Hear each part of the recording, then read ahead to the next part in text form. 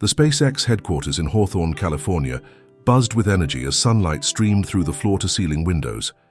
Against the backdrop of a life-sized Falcon 9 rocket model, Alex Chen waited nervously, his resume clutched tightly in his trembling hands.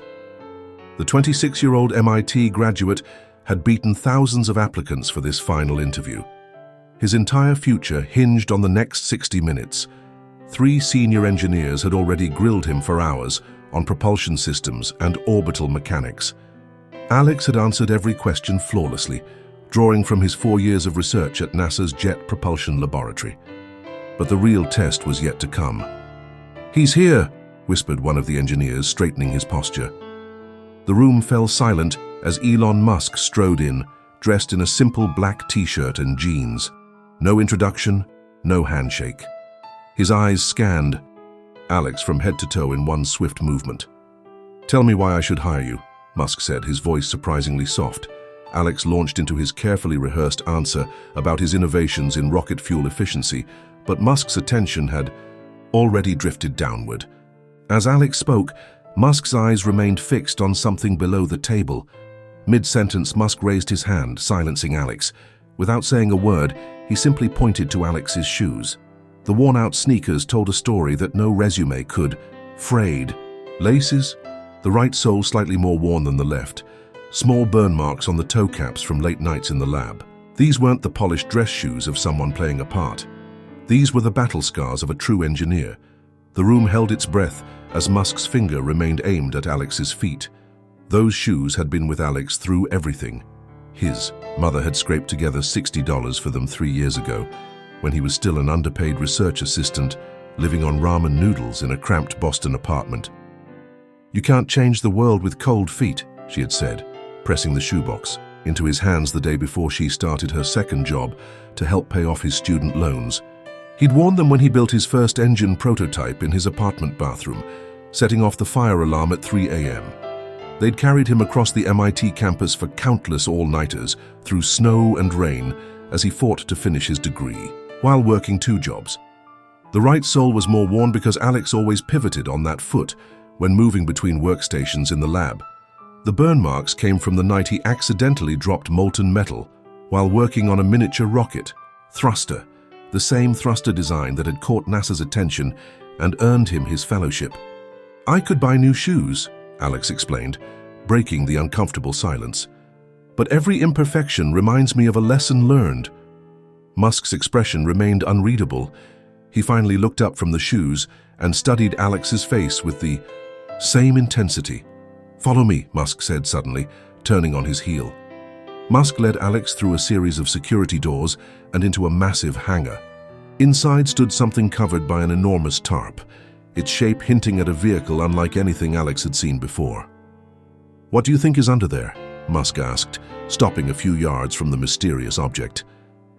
Alex studied the outlines and proportions visible through the fabric. His mind raced through possibilities: a new Dragon capsule variant, a Mars habitat prototype. "It's not what everyone expects," Alex said finally. "The proportions are wrong for a standard capsule or rocket stage. My guess is it's either a ground transport for Mars or..." He hesitated. "Or what?" Musk prompted. "Or it's something completely new, something that could change everything." A hint of a smile crossed Musk's face. He pulled away the tarp to reveal a sleek vehicle with no wheels, a next-generation transport, hovering silently 6 inches above the ground. "We've been working on this for 3 years," Musk explained. "Electromagnetic propulsion with a new type of superconducting material. The teams hit a wall on the power-to-weight ratio." Alex circled the vehicle, his mind already dissecting the engineering challenges, completely forgetting he was still being interviewed. "The cooling system is all wrong," he muttered, kneeling down to look underneath. "You're trying to cool the entire housing, but if you isolated the conductive pathway instead..." His hands sketched invisible diagrams in the air. Musk watched silently, arms crossed. "Fix it," Musk said abruptly. Alex looked up, confused. "What?" "You've identified the problem. Fix it. Right now." Musk pointed to a workstation set up nearby, with computers and tools. You have 1 hour. Alex glanced at the senior engineers who had followed them into the hangar. Their faces revealed nothing. Is this part of the interview? Alex asked. Everything is part of the interview, Muskie replied. The clock is ticking. Alex approached the workstation, his worn shoes squeaking slightly on the polished concrete floor. The computer contained the complete schematics for the vehicle's propulsion system.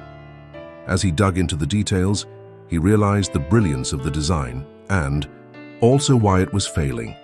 The system was trying to use conventional cooling techniques for an unconventional technology.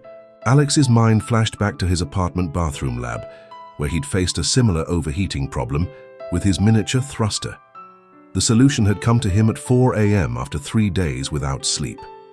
His fingers flew across the keyboard, modifying the schematics to incorporate a distributed cooling system that would target only the critical junctions where heat buildup was causing the superconductors to fail. As he worked, he became vaguely aware that Musk had pulled up a chair and was watching over his shoulder, saying nothing. 58 minutes later, Alex pushed back from the computer. There. It's not perfect, but it should work. Simulate. It, Musk ordered one of the engineers, who quickly transferred Alex's modified designs to the main system. The simulation began running on the large display screen. The virtual model of the propulsion system powered up, and real-time temperature readings appeared across the display. The numbers climbed steadily. Alex held his breath. Had he missed something? The core temperature approached the critical threshold where previous designs had failed. 89%, 90%, 91%. The room was completely silent.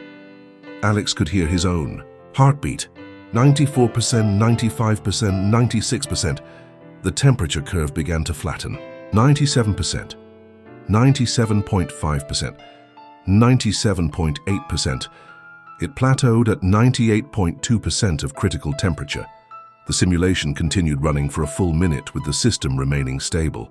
One of the senior engineers whispered, "That's impossible. We've been trying to solve this for months." Musk turned to Alex, his expression still unreadable. "Why did it work?" "Because I wasn't trying to prevent heat, I was redistributing it," Alex explained. "The system doesn't need to be cold everywhere, just at the superconducting junctions. I created thermal channels that actually use the waste heat to power the cooling system itself." "Where did you learn to think like that?" Musk asked. Alex looked down at his worn shoes. "When you don't have resources, you learn to use everything you have differently. My apartment didn't have proper ventilation for rocket tests, so I had to get creative with heat management." Musk finally smiled, a genuine, full smile that transformed his face. "Those shoes. Tell me more about them." Alex was caught off guard by the request, but he began to tell the story of his mother working extra shifts to buy them, of the experiments conducted in his tiny apartment, of the sacrifices made to pursue his dreams of space engineering. As he spoke, Musk led him to a small conference room adjacent to the hangar. They sat across from each other as Alex continued his story about growing up in a small apartment in Detroit with a single mother who worked as a hospital janitor, about teaching himself calculus at 13 using borrowed textbooks, about the science teacher who recognized his talent and pushed him to apply to MIT. "The full scholarship covered tuition but not living expenses," Alex explained. "Mom helped when she could, but I worked nights stocking shelves and weekends at the computer repair shop." "And still graduated top of your class," Musk noted, glancing at Alex's resume on the table. "Sleep is overrated," Alex shrugged. "Tell me about the shoes again." "The burn marks," Musk requested, his eyes showing genuine curiosity. Alex described the night of the accident, how he'd been working on his thruster design at 2 a.m. when a power surge caused a short circuit. The molten metal had spilled onto his shoes, burning through to his skin. He'd plunged his foot into the bathtub while continuing to save the prototype with his free hand. "I couldn't afford to lose that prototype," Alex said, "and I couldn't afford new shoes." Musk nodded slowly, as if solving a complex equation in his head. Without warning, Musk stood up and called in the 3 senior engineers who had conducted Alex's initial interviews. They filed into the room, expressions serious. "What do you think?" Musk asked them. The lead engineer glanced at Alex, then back to Musk. His technical skills are exceptional, top percentile. But, Musk prompted. The engineer hesitated. But, he has no experience with projects of this scale. It's a risk. Musk walked to the window overlooking the Falcon 9 factory floor below. Workers moved with purpose among the massive rocket components.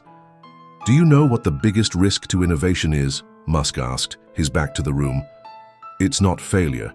It's comfort. He turned around, his gaze moving from the engineers to Alex, then down to Alex's worn-out shoes. Those shoes tell me everything I need to know, Musk said. They tell me he'll stand his ground when facing challenges. They tell me he values function over appearance. They tell me he doesn't discard something useful just because it's not perfect. The room fell, silent as Musk approached Alex. We're not just building rockets here, Musk said. We're changing what's possible. I don't need people who've been taught the right answers. I need people who ask different questions. He extended his hand to Alex. Welcome to SpaceX, you start tomorrow. The next morning, Alex arrived at SpaceX headquarters wearing the same worn shoes. He'd been tempted to buy new ones to celebrate the job offer, but something had stopped him. Those shoes had gotten him this far. He was assigned to the advanced propulsion team and given a desk in the corner of the research lab. By lunchtime, he'd already been pulled into 3 different meetings and introduced to dozens of engineers whose names he struggled to remember. As he worked through the schematics for the hovering vehicle, now his primary project, he noticed Musk watching him from across the lab. Musk was in conversation with the chief engineer, but kept glancing toward Alex's workstation. Later that afternoon, a package arrived at Alex's desk. Inside was a note written in Musk's distinctive handwriting, for when those finally give out. But not before. Beneath the note was a box containing a pair of high-quality work boots, simple, functional, without any flashy branding. Alex smiled and tucked the boots under his desk. His old shoes still had some miles left in them. That evening, as most employees were heading home, Musk stopped by Alex's desk. Still here? Musk asked. Just trying to get up to speed, Alex replied, gesturing at the multiple screens displaying various aspects of the propulsion system. You found another issue, Musk stated. It wasn't a question. Alex nodded. The power distribution is inefficient. So I think we can improve it by at least 18% with some reconfiguration. Show me, Musk said, pulling up a chair. They worked until midnight, redesigning entire sections of the system.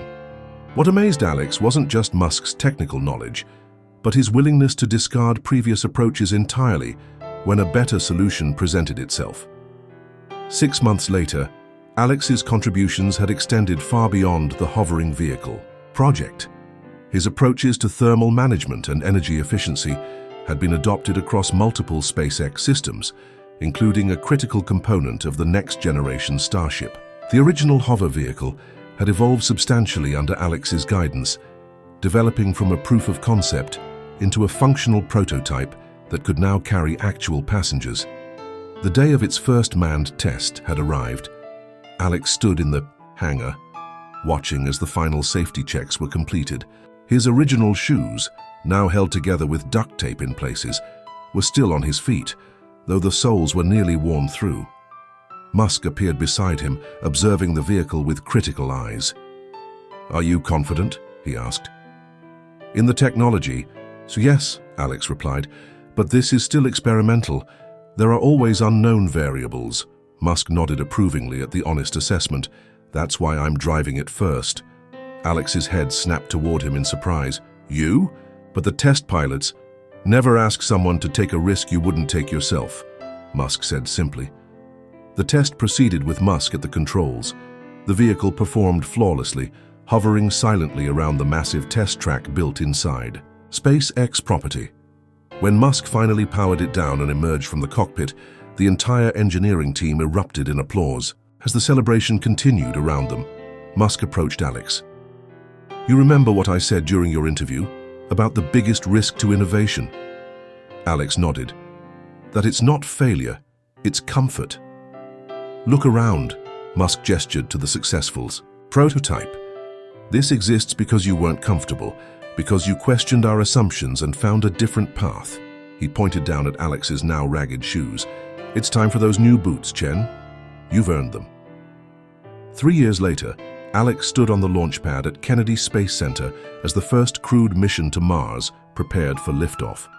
As the chief engineer for the Mars transport systems, he had overseen the development of the revolutionary propulsion and life support systems that made the mission possible. The same principles he'd applied to the hovering vehicle had evolved into the technological backbone of humanity's first interplanetary transport. His name was now mentioned alongside the pioneering engineers who had changed the course of space exploration. Up in the VIP viewing area, his mother watched with tears streaming down her face, clutching a small display case in her hands. Inside were Alex's original shoes, now completely unwearable, but preserved as a reminder of where his journey had begun. Beside her stood Elon Musk, who had personally flown her in from Detroit for the launch. "Your son has changed the future of our species," Musk told her as they watched the massive rocket on the launch pad. "And it all started because you bought him those shoes." She smiled through her tears. "He always wore things out, even as a child. Once he started moving, he never stopped."